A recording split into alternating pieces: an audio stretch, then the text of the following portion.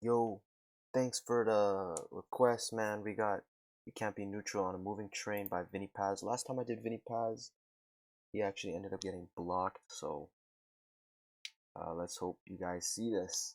Anyway, this song is 7 minutes 35 seconds, so I'm gonna just say let's start, man. If you want me to do your video faster, send PayPal or comment below. But man, we can't be talking this video 7:35, so let's go.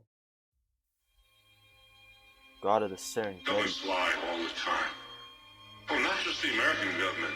It's just in the nature of governments. Well, they have to lie. And since they don't represent the people, and so since they act against the interests of the people, the only way they can hold power is if they lie to the people.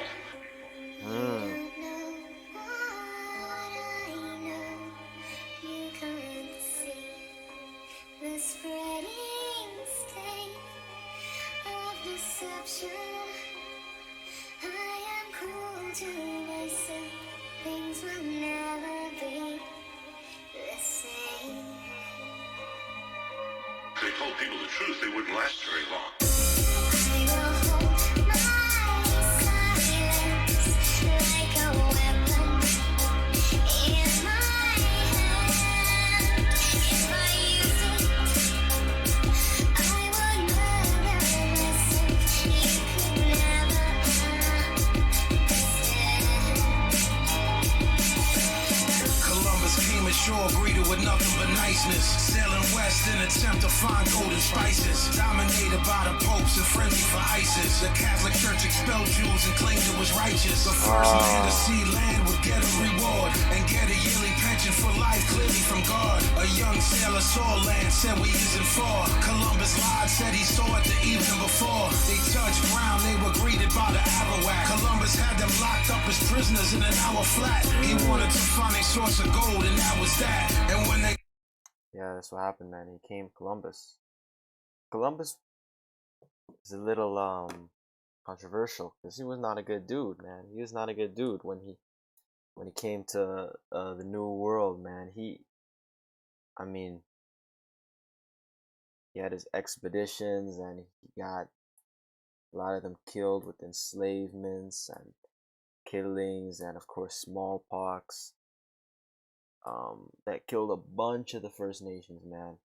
So there's people saying, "Oh, we shouldn't celebrate Columbus Day because he's not a good dude." But you know, I mean, he is not a good dude. But yeah, I don't know. We don't even celebrate Columbus Day in Canada. So, but people say like, "Oh, he discovered America," but there was already people there, man. He didn't discover it. He discovered it for Europeans. You know what I'm saying? He didn't discover it. Like there were already people long before him, and he called them Indians, man. They're not even. That's why people. That's why people in be calling these First Nations people Indians, because they thought they were in. Because Columbus, when he came to the Americas, he thought he was in India, so he started calling them Indians. He didn't even know he was in Americas until later. But the name stuck, so that's why I calling them Indians when they're not even Indians. Like it's kind of weird, right? Like calling them an Indian when they're India's the actual place. So we call them First Nations, Native Americans. You know what I'm saying? Aboriginals. locked up as prisoners in an hour flat. He wanted to find a source of gold, and that was that. And when they thought that wasn't fair, then he stabbed their back. When there was no more gold, he took slaves instead and left 250,000 Indians in Haiti dead. The men died in mines, the women died at work. The children died from lack of milk and they died in the dirt. They were just taking advantage of a passive people. They were just being the savages of massive evil. That's the church work, that's the path of massive ego. That's the blood of Abraham being stabbed by the steeple. At 16, 19, they were patiently waiting for a ship to carry slaves that was changing the 1619. Mayflower, the ship that transported English and Dutch separatists and other adventurers to Plymouth, Massachusetts, Massachusetts. The Mayflower has a famous place in American history as a simple symbol of European colonization of the future United States. Oh, I know Mayflower, but I didn't know much about it. Nation. The white man was a cannibal, praying to Satan. Hatred, contempt, or pity, or patronization. That's the cornerstone, everything racism based in. The African had a more advanced civilization. Black was slave, master was white rationalization. 50 million dead, that's Western civilization. At first they appeared in the north, and they were helpless in the face of superior force. And all of them were chained together, they really was lost. Racism isn't natural, it's merely divorce. Before the slave trade, black was considered distasteful. By the Oxford Dictionary, I found it disgraceful. It's not Really? Hold up. So he said, before the slave trade, black was considered distasteful by the Oxford Dictionary.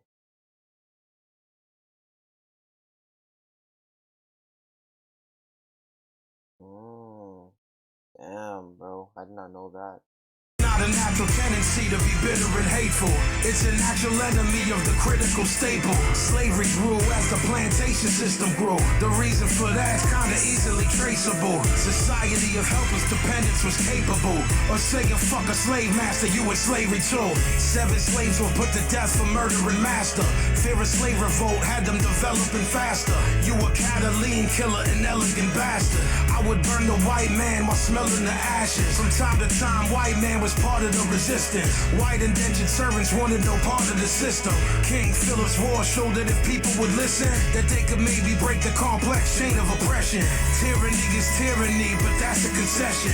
But the women, they was treated like that of possessions. Black women had it work cause they was abused.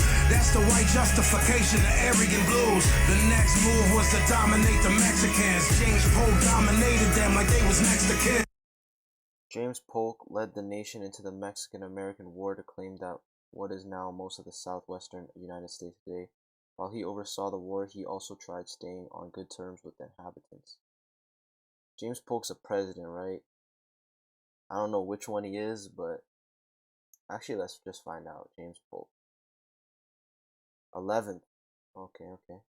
He sent Colonel Cross a lot of them and let them in. 11 days later, his skull was crushed, so message sent. We take nothing by conquest, that was the mantra. The military wasn't human, they were just monsters. Henry David Thoreau refused to pay his taxes. Denounced the Mexican War and got locked in shackles. The 20th century opened, anger re-emerged. Reality of ordinary life was being heard. Anarchists and feminists came from factory work. Communism, socialism seemed to be rebirth.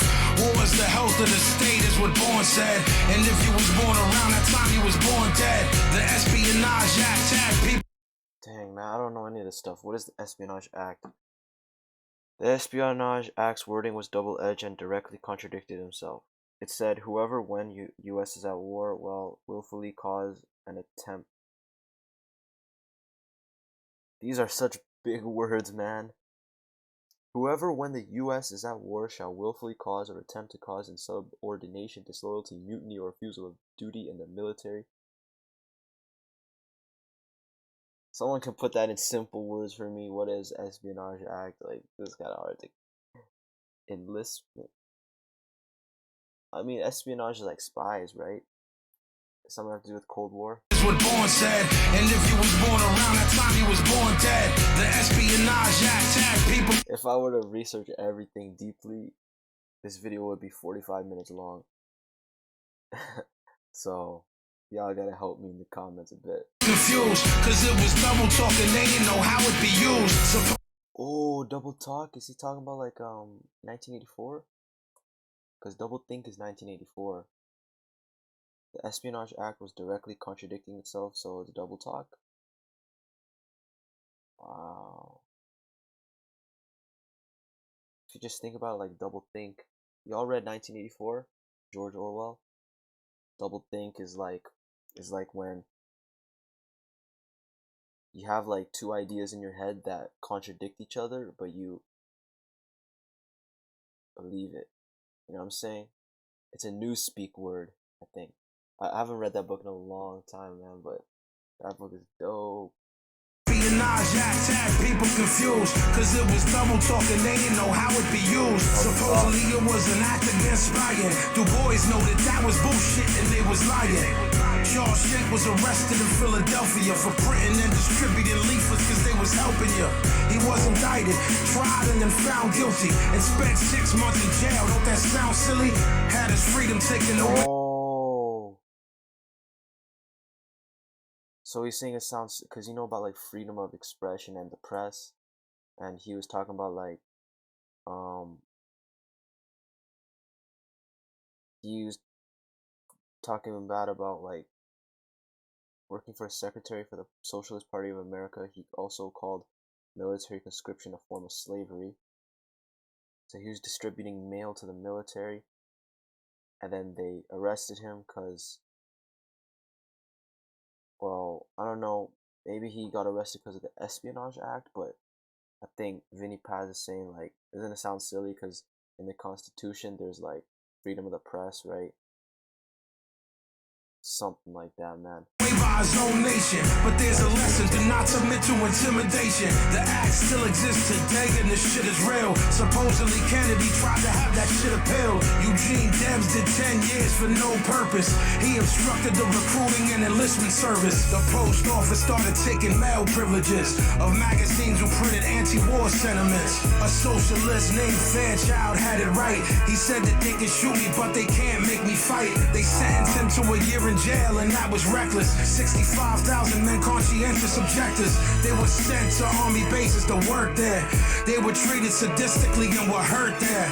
They were strangled with a hemp rope till they collapsed, and officers punched their stomach and their lower back. A garden hose was placed on their face with a nozzle about 6 inches from them so they couldn't swallow. The war ended in 1918. The government was just trying to wipe the slate clean. Hemingway wrote Farewell to Arms. Dalton Trumbo wrote Johnny Got His Gun. The war was over, but they didn't learn their lesson. Twin tactics of control, reform and repression. The patriotic fervor of war had been invoked. That's why the country that you live in is a fucking joke. You cannot be neutral on a moving train. Cannot be neutral on a movie train. This is a quote from Howard Zinn, which was used. Meaning is complex. When you're on a train, oh man, okay. When you're on a train, it has an obvious destination which is fixed. If you claim to be neutral on that train, you are agreeing with the destination as much as if you want to go there, because even if you don't care or are uninterested, the train is going to the same destination.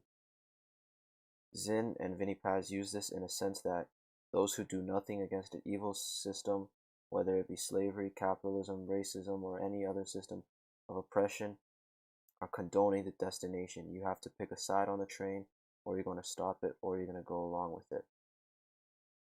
So he's saying if you do nothing, you're just gonna staying neutral, right? That's like, doing nothing on a moving train. That means you are just gonna go along with it. You're I don't know, a sheep. I don't really know, really, but I think that's what he means. Like, you're doing nothing to stop something that's bad is gonna happen. Doing nothing to stop,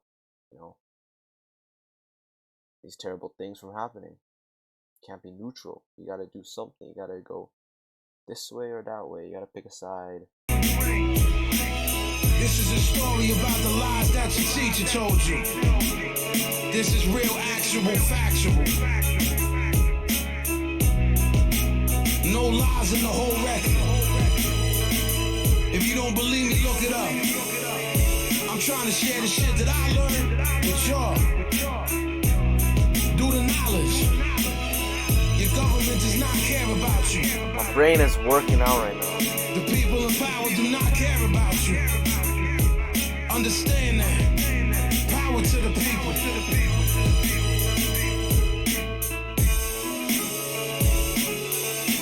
War is like a fix. You get high on war. We won. And then you're down on the ground again. And you need another fix. You need another war. Right? Like we've had war after war after war after war. Every war they say this is the end. This is the last war. In World War I, they said this is the war to end all wars. I have no idea what half the stuff he's talking about, to be honest. World War II. And then soon the United States was waging war in Korea. And then Is there like, if you study history, what you learn is that wars are always accompanied by lies. Wars are always accompanied by deception. Let me know how much of the stuff you're talking about is actually true, or if you're talking about conspiracy theories, or I don't even know, because the only one I'm familiar with really is the Columbus one, and I know that is true because I learned about that, and it's pretty interesting. Yeah, I was pretty interested in like that settler stuff. Like I was doing research on Aztecs. You know what I'm saying? What happened to Aztecs? Pretty similar to Columbus, really. The disease wiped them all out, and they got rich. You know, Hernan Cortez, but that's for another topic. But yeah. So there's a lot of stuff that I have no clue. Oh, the slavery. But so in the beginning, I was like, oh, I know all about this stuff. But then at the like the second half, I'm like, oh, I don't know nothing, man. I don't know nothing about any of this stuff. So yeah, gotta tell me some stuff in the comments. Anyway, thanks for the donations and all that, requests, subscribes. This is a long video, guys. So yeah, man. Hope you have a good day and peace.